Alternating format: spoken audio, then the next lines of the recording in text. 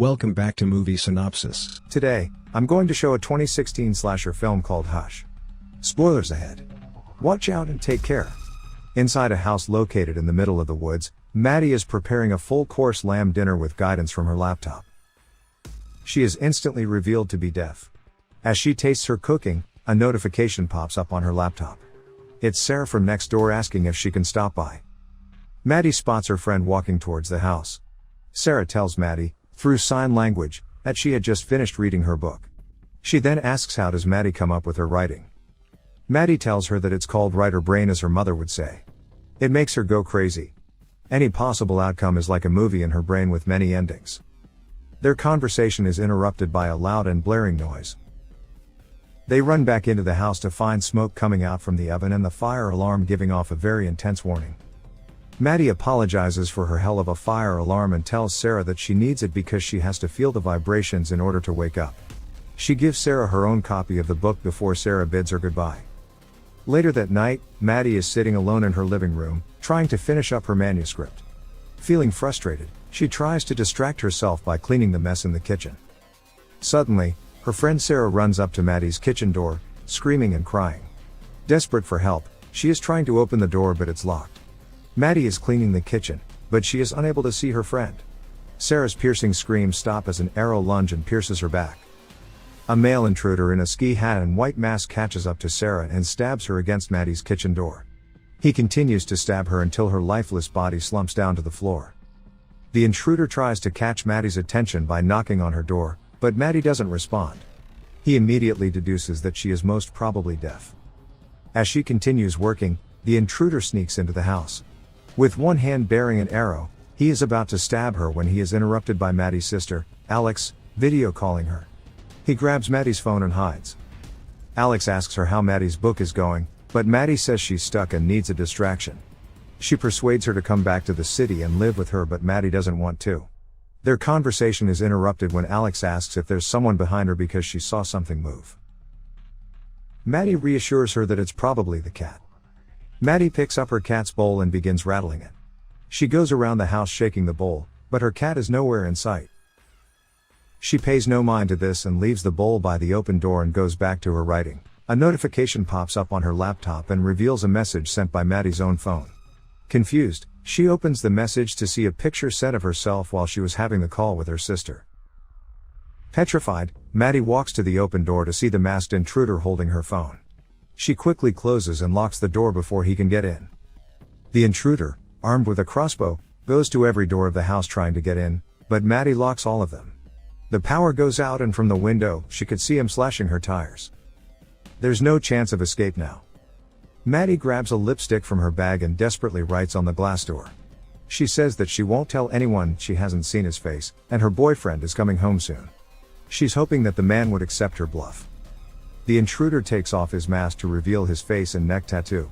He asks Maddie if she can read his lips, to which she nods. Now that she has seen his face, he has to kill her. Maddie runs back to her kitchen to grab a knife. She goes to her bedroom and secures the door and windows. As she huddles up in one corner, trembling and crying, something starts banging on one of her windows. Terrified, she looks up to see the intruder carrying Sarah's dead body and banging her lifeless arm against the window pane. Maddie drops her knife in shock and backs away, crying at the sight of her dead friend. Maddie realizes that Sarah must still have her own phone with her.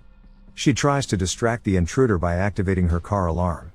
Once he's occupied, a gasping Maddie makes a run for it, opens the window and reaches for the phone inside her friend's back pocket. The intruder immediately catches her in the act. He tries to snatch her, but she closes the window on his fingers.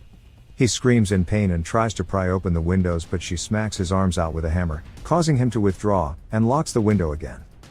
Wasting no time, Maddie hides from the intruder as he circles back around the house. She quietly sneaks out of the kitchen door and hides under the crawl space of the patio. Just as she's about to make a run for it, the intruder launches the crossbow, which stops her in her tracks. Refusing to be a deer in headlights, she runs back to the house and makes it safely inside, barely escaping with her life. Desperate for a way out, Maddie goes upstairs to her loft. She cracks open a window, squeezes herself out, and lands on the roof. With shaking hands, Maddie then tosses a flashlight into the woods behind her house. This catches the intruder's attention and he follows the light. She starts walking across the roof to the front of the house, her legs shaking with fear. As she's climbing down from the roof, the intruder surprises her with an arrow at her leg. He takes another shot and narrowly misses her head. Maddie pulls herself up as she grits her teeth from the pain. The intruder begins to climb up to the roof, but Maddie knocks him over in time to grab his crossbow and toss him back to the ground. With a painful limp, she carries back the crossbow into the house just in time to close the upstairs window. Just as she's trying to load the crossbow, Sarah's boyfriend, John, arrives at the front door looking for his girlfriend. The intruder stops him in his tracks, pretending to be a police officer. He asks John for identification and tells him that he responded to a 911 call made by a resident. He then tells John that an intruder knocked him over and took his gun and radio and now he needs to borrow John's phone to call for backup. John grows suspicious and asks him how can Maddie have made the call when she's deaf and mute.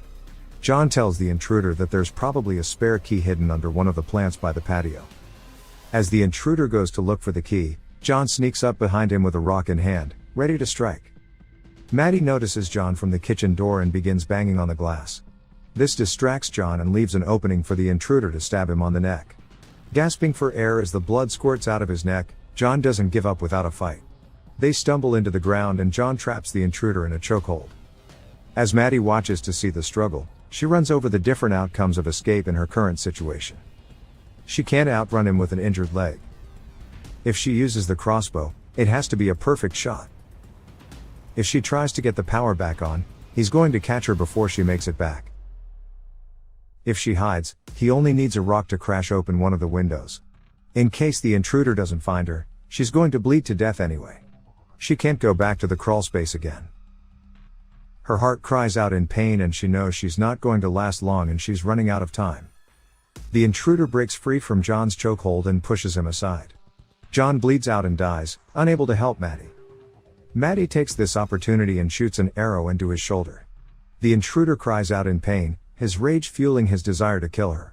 He runs after Maddie back into the house and traps her hand in the middle of closing the kitchen door. Unable to scream out in pain, Maddie can only cry as he stomps on her hand, breaking the bones in her fingers.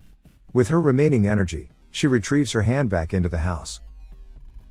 As the intruder tries to break open the glass door, Maddie writes the description of the intruder in her laptop with her remaining hand and locks herself in the bathroom.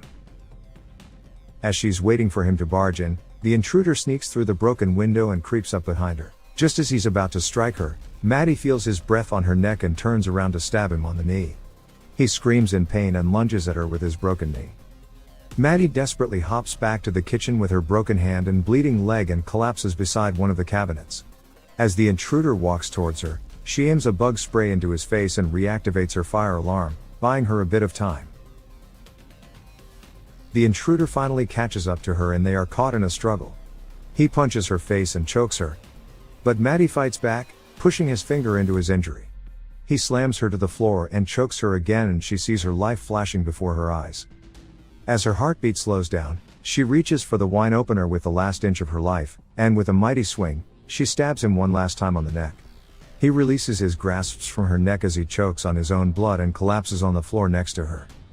Maddie gasps for air and quickly reaches for the phone in his pocket and dials 911. This is her chance to escape. She gives one last look at the dead intruder and slowly makes her way to the patio where she sits down next to her cat. As Maddie pets the furry little creature, flashing lights from the police are seen at a distance. She closes her eyes and sighs, she survived and she won. Subscribe to watch more videos like this. Turn on notifications. And leave a like, it really helps the channel out. Thank you for watching.